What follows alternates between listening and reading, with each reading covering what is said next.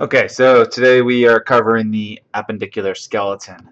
If you review table 8.2 on page 97, it's covering all the just the names of the structures or the definitions of the structure that we're going to be talking about, and it's really helpful to have an idea of what you're looking for, because they're going to have some unfamiliar names, but if you kind of have an understanding about how or what those words mean, it makes a lot more sense.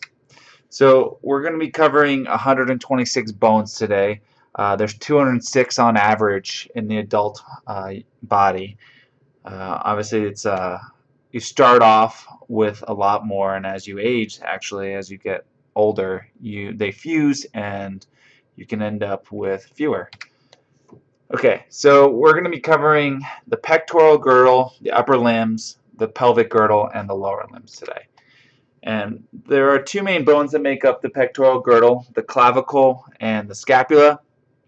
And I want you guys, once we we'll go through the basic structures on this stuff, but I posted some videos on YouTube that you should be able to access through the shell, through the NAU shell, and you can use those as a guide to help figure out these structures, but when you get into lab, it's really when you're going to learn some of this stuff, or really hammer it down, I guess.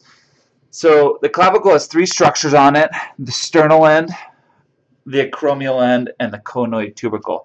So the sternal end is going to face medially towards the sternum. The acromial end attaches to a structure on the scapula called the acromion. Right? And the conoid tubercle is a little cone-like projection. Tubercle is kind of a bump that sticks off. So when you, those are really just the three structures that you need to be aware of. Right? And the clavicle is one of the most commonly broken bones in the body. Right? And so typically you don't see something as severe as shown in these x-rays. It's usually a simple fracture. You don't really see the kind of destruction that's shown here, and the reason it's the most commonly broken bone in the body is because it's really one of the main attachment points for the upper limbs to the axial skeleton, or to your core, right? So if you fall and you break your fall, you're going to put your hands out. All that force is transmitted to this little bone, the clavicle, and so it's really interesting about the design. Is kind of has this bow-like shape, and it breaks away from your internal organs, right? So it's going to break out versus kind of break in, where you could rupture your lungs or something, your heart or something like that. So it's kind of interesting to think about how the shape and the design of these bones serve certain functions, right? And so the clavicle, one of the functions is kind of to attach or stabilize the upper limbs to the axial skeleton. Okay, so the other bone in the pectoral girdle is the scapula. There's 14 structures on this that you need to be aware of, but they're really grouped into just a couple categories, which makes it a lot easier. All right, so the categories are: you have two processes. A process is a projection, the coracoid and the acromion. Right, so the coracoid, if you look at the root of that word, cora means crow. The crows, the family name is corvids, so it has a beak-like. You're going to see that root pop up a lot whenever you see something that looks like a beak, or kind of a sharp projection or sharp process. Often has the name or the root cora. The other process is the acromion, and if you break that word down, like acrophobia means fear of heights, the acromion is going to be the highest point or the highest process on the scapula. It's probably the easiest way to figure out which process is which. And then you have a bunch of threes. You have three borders: a superior, lateral, medial; three angles: a superior, lateral, and inferior; and three fossas: superior, infraspinous, and subscapular fossas. Right? So if you see the names, so supraspinous, infraspinous, those things are referencing the spine, obviously. And so the spine, which you haven't talked about, is the structure along the posterior side that you can see on the lower image, is is really, you can kind of think of it as a wing on your scapula. You can feel it often if you kind of manipulate your back and your general kind of right below your traps. You should be able to feel that spine on and then a lot of things are based off of that. So those three fossas in particular, so the supraspinous, the infraspinous, and the subscapular fossa. Then you have a scapular notch. The glenoid cavity is where the humerus articulates with the scapula, and then again the aforementioned spine. All right, so far we've talked about the pectoral girdle, so the clavicle and the scapula, and now we're going to get into the bones of the arm. Again, what I want you guys to do is look at those YouTube videos, and when you come to class you should be able to generally work your way through some of the bones. Alright, so for the humerus there's 12 structures, and one thing we're going to highlight particularly in class is figuring out left or right. And so the YouTube videos again are really good at kind of detailing it, so I won't go into it in too much detail now just because it's difficult from a 2D image. It's much easier once you actually have the models in your hand. So just some of the structures that you need to be aware of on the humerus. There's 6 on the proximal end, so the one that's closer to that glenoid cavity on the scapula, right? Because that's the point of attachment, and that's what proximal means, closer to the point of attachment. And so you have a head, 2 necks, an anatomical and a surgical. And so whenever you see the term anatomical neck, that's really just referencing the base of the head. The kind of, you see like where there's areas that covered in cartilage or areas of articulation, and usually just below that you'll see the anatomical neck.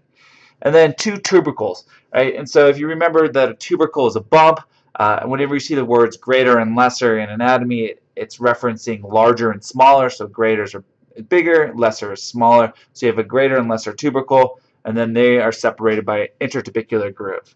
And then the last structure on the proximal end is the deltoid tuberosity. A tuberosity is a rough patch or rough area, and it serves as like a attachment point for muscles. So if you imagine that you are scoring or roughing up the surface of a bone just so you can make that attachment better. And for this one, the deltoid tuberosity, as you might have guessed, is an attachment point for the deltoid muscle. Okay, if you look on the distal end, you have, we'll start with the condyles. And the condyles here, a condyle is kind of a knuckle or something that sticks out, and it's usually associated with articulation. So you see it in joints. And the condyles of the humerus have 2 special names, the trochlea and the capitulum. Right, so the trochlea is the medial condyle, and the way that I remember that is Mr. T, in the sense that MT, medial condyle, trochlea. All right, so the medial condyle is the trochlea, and trochlea is basically a pulley, and that's what it means. And if you look at the elbow, right, so which is where that area is, where the trochlea is located, you're really forming a pulley system. And then the lateral condyle is the capitulum, which basically means little head. And so LC, who was a character on The Hills, is the way that I remember it, but lateral condyle capitulum. So LC, MT, medial trochlea, lateral capitulum. Then you have 2 structures on top of that. They're called epicondyles. You have a medial epicondyle and a lateral epicondyle. Epi, like epidermis, means on or above. And so for epicondyles, you have, or they're going to be located above or on top of the condyles. Right? And then 2 fossas, we have a coronoid fossa and a olecranon fossa. Right? So that's different than coracoid. Coronoid, again, is going to be, a fossa is a depression or an insertion, or it literally means to dig. Right? So, or it's like trench. And so a fossa is going to usually receive some sort of projection, and when we get to the ulna, we'll see that there's an olecranon process and a coronoid process, and those things are going to articulate with those fossas. Okay, so for the bones of the antebrachium, anti means before, brachium means arm or branch, so it's the forearm. There are 2 bones in there, the ulna and the radius. And we're going to start with the ulna. It's the medial bone in the forearm, and there's 6 structures that you need to be aware of. 4 on the proximal end, right? So we already talked about the coronoid process and the olecranon process. The coronoid is going to have that beak-like projection, right? So if you look at that root, cora, it's going to be referencing beak-like or bird-like. And then olecranon, if you look at the root of that word, ola means elbow and chronon means head, like cranium. And so you're looking at the head of the elbow, and if you look at where it's located, the olecranon process, or just called the olecranon, is located at the kind of the proximal portion of the ulna, right? And so those things are going to articulate, and with the trochlea and the capitulum, and so those things are going to form up that pulley system, right? And so if you look at the trochlea, here we have the trochlear notch, right? So this is the area that's going to articulate with the trochlea or the medial condyle on the humerus. And the last structure is the radial notch, and the radial notch of the ulna articulates with the radius, right? And so if you look at it, when you see those bones, you'll actually see a notch, a very smooth groove that the head of the radius articulates or can pivot in. And on the distal end, two structures. The head of the ulna is actually located on the distal, and in the way that you can remember that is that distal ulnar head, or DUH, it's very atypical that it's located distally, but again, you're just referencing it as the head of the ulna. You don't need to distinguish it as the distal end, just know that it's located distally. And then the last structure is going to be the styloid process of the ulna. And you need to be pretty specific here just because there are a bunch of styloid process. If you look at the root of that word, it's like stylus for a Nintendo DS. It's a little pointy projection, a pen-like projection, a stylus-like projection that shoots off of the ulna. Okay, and the radius, pretty straightforward here. There's 3 structures that you need to know. The head of the radius is located proximal. That's what articulates with the radial notch. You have a radial tuberosity. Again, a tuberosity is a rough patch, and that's going to be an area for muscle attachment. And then you have the styloid process of the radius. And if you actually look at feel your wrist, right? Just below your wrist are these styloid processes, and these are these bumps, those bumps that stick out.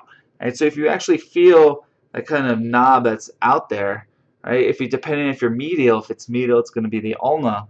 If it's lateral, it's the radius, right? And so it's kind of cool to think that, oh, those bumps are actually not part of the wrist. They're making a house around my wrist, kind of protecting those little smaller wrist bones.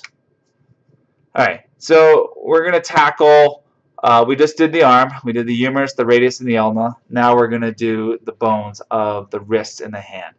All right, and so here we have the carpals, metacarpals, and phalanges. So you don't need to know any specific structures on the carpals, just the 8 bones that are composed, that compose the carpals. All right, and so we usually start with the proximal row and work our way from the thumb, so lateral to medial, and then we go to the distal row and go lateral to medial. All right, so here we're looking at the right anterior hand, and what we have is scaphoid, lunate, triquetrum, pisiform, trapezium, trapezoid, capitate, hamate. And there's a couple of mnemonic devices that you can use. One that is pretty easy to remember is some levers try positions that they can handle. And the beginning of each one of those words is the beginning of the bone, right? So the first letter of the bone. And if you look at it, you have scaphoid or sum, right? Sum under the thumb. Scaphoid, levers is lunate, triquetrum, positions, pisiform. The pisiform just is, PC means P, so it's a little P-like bone that sits on in your carpals. Then trapezium, that, trapezoid, they, and if you look at I comes before O, so trapezium comes before trapezoid. Capitate, it's the capital, the middle. It kind of goes to the third metacarpal, which goes to your third phalanx, which is your middle finger, right? So capitate is in the middle, and then hamate, handle. All right, so there's a little structure on there called the hamulus of hamate, or the hammer of hamate. It's kind of, it looks similar to the pisiform, but the pisiform is a separate bone. That hamate just has a structure on top of it. All right, and so those are the 8 carpal bones. Here's another image detailing it through, looking at posterior and anterior views. And again, you can work your way through scaphoid, lunate, triquetrum, pisiform, trapezium, trapezoid, capitate, hamate. All right, so get familiar. You should be able to identify all 8. Metacarpals. Meta basically means above, and so here you have the bones that are above the wrist, or above the carpals. And there are 5 bones. They're numbered 1 through 5. All right, and 1 starts with the thumb. So it goes 1, 2, 3, 4, 5, ending on your pinky. 5 metacarpals. The phalanges. Right, so these are your fingers. Right, so the metacarpals basically make up the palm of your hand. The phalanges are the fingers. Singular, it's phalanx. And that root is soldier, so phalanx in the Roman times were soldiers that kind of lined up very neatly in rows and reminded those guys of, so your fingers reminded them of little soldiers. All right, and so pretty straightforward. You're going to have 1, 2, 3, 4, 5 again, with the proximal phalanx being your thumb, or excuse me, proximal phalanx 1 and distal phalanx 1 composing your thumb. The one thing to note about that is that all the other fingers 2 through 5 don't have, or excuse me, have a middle phalanx, while your thumb does not. Right? And your thumb also has a special name called the pollex, and we'll see that pop up when we get into muscles. The opponent's pollicus, or pollicis, depending on where you learn it, both are kind of readily heard, is a muscle that opposes the thumb, right? So you wonder where that root is. I mean, it's kind of all these things. Your big toe has a similar one. When we get to the feet, we'll talk about that. But the thumb has a special name called the pollex. It's also missing the middle phalanx. All right, so that's the upper body. Now we're going to get into the lower body. The pelvic girdle has 17 structures. You see them called Ossa coxa or Os coxa, and we'll get into again how to figure out left and right and some of the details in lab.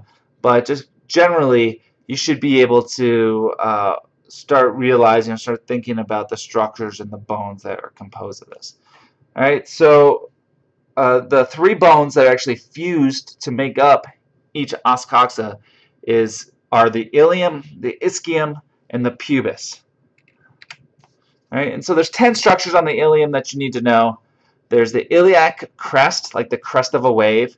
Iliac fossa, right? Remember, fossa is a depression or kind of a cup in some sense. And then you actually have 4 iliac spines, and the spine is going to be the sharp little point that sticks off of the ilium. You have an anterior superior iliac spine, an anterior inferior iliac spine, posterior superior iliac spine, a posterior inferior iliac spine, right? So, you know, that's why it's important, and we'll talk about it in a little bit more detail, figuring out anterior or left or right, and anterior and posterior, because it's really crucial in terms of identifying those appropriately. And don't give abbreviations for those. It's just, you know, sometimes in other classes they accept AS, IS, but what we're looking for is anterior superior iliac spine. All right, and then you have 2 sciatic notches, greater and lesser. Remember that greater is bigger, lesser is smaller, and then they're going to be separated by what's called the ischial spine, or the spine of ischium. That's actually on a separate, considered part of a separate bone, but you know, for right now it doesn't really matter. And then the last 2 structures are the acetabulum, which is this cup-like structure that the head of the femur sits into. So it's actually forming your hip joint. Right? And you're like, why is it called the acetabulum? Usually areas of action or interest get special names. So things that are weird or do weird things, or are really interesting, or you hurt a lot, tend to get weird names. And your hip joint is pretty high action, so it gets a special name called the acetabulum. Right? And so if you look at the root of that, where that comes from is acetic acid. And so it's a little cup that they used to store vinegar in, reminded the Greeks and Romans of or the hip, that structure on your hip where the femur sits in, reminded them of this vinegar cup. And so acetic acid, acetabulum, that's where that word kind of gets its funkiness from. All right, and the last structure is the sacroiliac joint. This is where the sacrum, or the base of the spine, sits in and joins with the hips. Right, so that's another kind of important structure, but it's we really talk about it a little bit more detail when we get to the axial skeleton. So just know that the sacroiliac joint is where the sacrum hits the ilium. All right, 3 parts of the ischium. The ischial tuberosity, remember the tuberosity is a rough patch, and it's kind of your butt bone, your sit bone. And then we already talked about the ischial spine. And then the last structure is that big hole in the middle called the obturator foramen. Foramen means hole. You'll see that pop up, especially when we get to the skull, just because we have a lot of holes in our head. And obturator, that means like obtuse or kind of hidden. And so the obturator foramen is actually this hole that's hidden by a bunch of tendon sheaths and muscles and ligaments. So it's kind of hard to see it, so it's it gets that name, obturator foramen, or hidden hole. Okay, then the pubis. Not too much you need to know about it besides the pubic symphysis. Right, this is the point in the most anterior portion of the hip where it's a piece of fibrocartilage where the 2 pubic bones connect. Right, and so in women during pregnancy or right before childbirth, their body will secrete hormones that start to break down or loosen that fibrocartilage and allow it to stretch and really accommodate a child. And so that's one of the features that the body has evolved to do, or one of the characteristics that allows childbirth to kind of happen with fewer hitches. All right, and so we'll talk about some of these details a little bit more in class, but it's a little easier to see. Just a couple things right off the bat. If you're trying to tell the difference between a female and male pelvis, a couple things you can look at is what we call the flare of the hip bones, or the flare of the ilium. Right? So if you look at the iliac fossa in a female versus a male, the female is going to be much wider, and that's again to accommodate the weight of a child in there. Right? So male pelvises are much narrower. The male coccyx tends to face more anterior. So the coccyx is a little extension off of the sacrum. Right? You can see the sacrum with 8 holes right there. Right at the bottom of it is a little tail, your tailbone really, and that's going to face more anterior in males. A couple other features: the greater sciatic notch is going to be more angular in males, and so it's going to look kind of like a triangle and less rounded, which is what you see in females. And the same thing holds true for the obturator foramen. So you can see the obturator foramen is kind of hidden right now. It's kind of got a sheath in front of it, but those holes in the males are going to be more angular. And the same thing with what they call the pubic angle, which is formed right below the pubic symphysis. Right? It's going to be, in males, it's going to be less than 90 degrees or less, and in females, it's going to be much wider. So those are a couple features that you can use to identify male and female. Right? So with males, generally, you're dealing more angular, more upright. Yeah, and so with females, again, you're flared out, more circular, just generally less angular. Okay, so the bones of the lower limbs. We're going to cover the femur, the tibia, the fibula, and then the bones of the feet. So in the femur, there's just a couple basic structures that you need to be aware of. So the Fovea capitis is the hole in the head of the femur, right? So Fovea capitis, again, the root means head. Fovea, the root means hole, so it's this little hole on the head of the femur. It actually has a structure called a round ligament that articulates or connects to the acetabulum, and that's how you help keep that femur locked in there.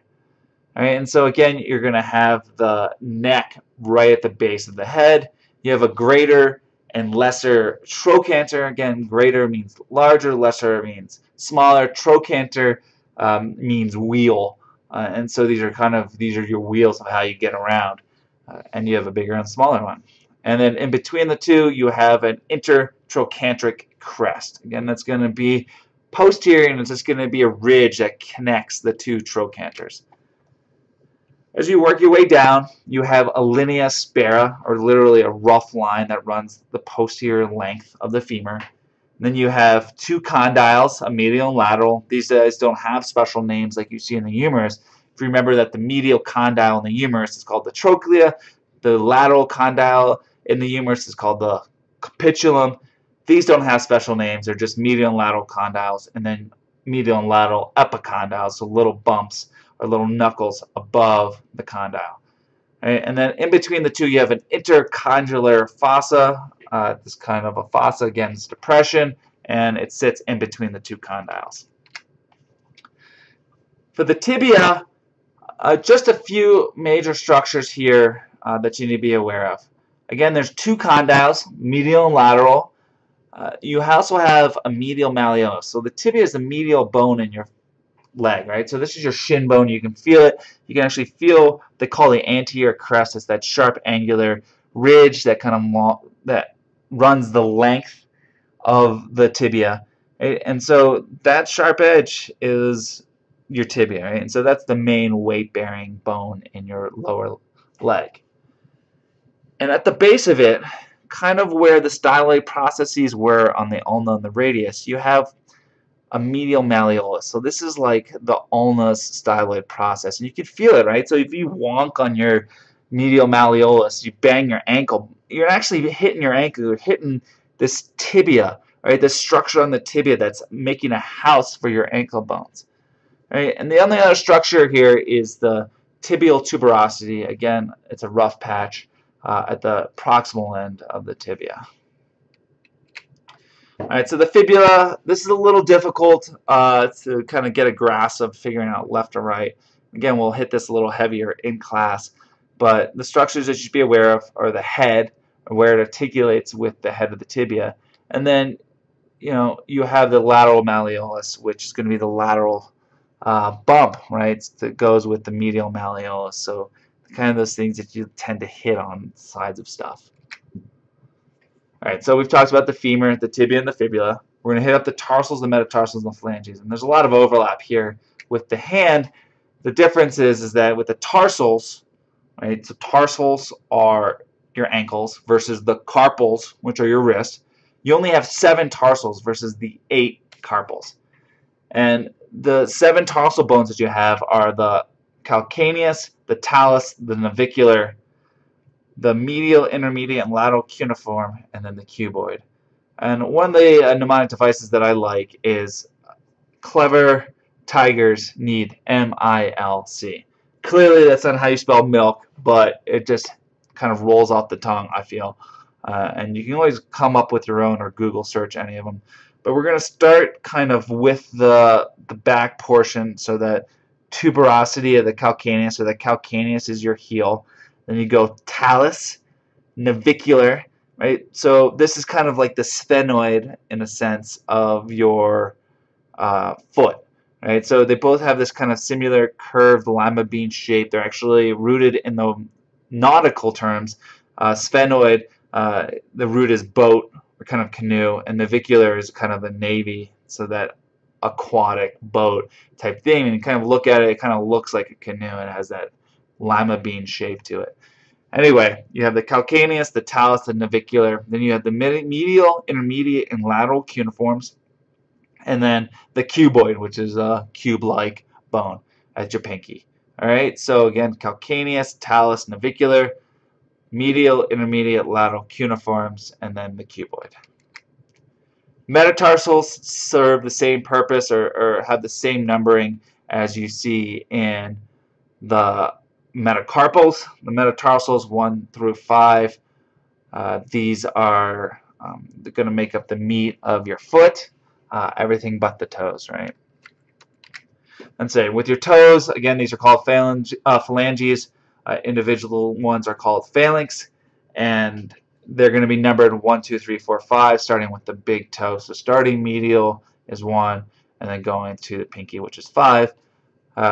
they're all going to have a proximal, middle, and distal phalanx, with the exception of your big toe, which does not have a middle phalanx. So proximal phalanx, middle phalanx, distal phalanx start with 2 and go through 4. Or excuse me, 2 and go through 5. Right? And so 1 does not have that middle phalanx. It also has a special name called the hallux, which we'll see pop up when we start talking about muscles. All right, and so the goal eventually is to get you guys, whatever track you may go on, particularly it's in the medical field, you're going to be looking at x-rays, right? And so you should be able to eventually feel comfortable knowing what the calcaneus looks like, and okay, what happened? What's a fracture of the calcaneus going to look like? And so, as you kind of keep this stuff in mind, you need to get familiar. We're just taking the first couple steps to get you to that root or get you to that end point. But again, keep thinking, okay, how do these things fit together? What do they look like? What should I expect to see?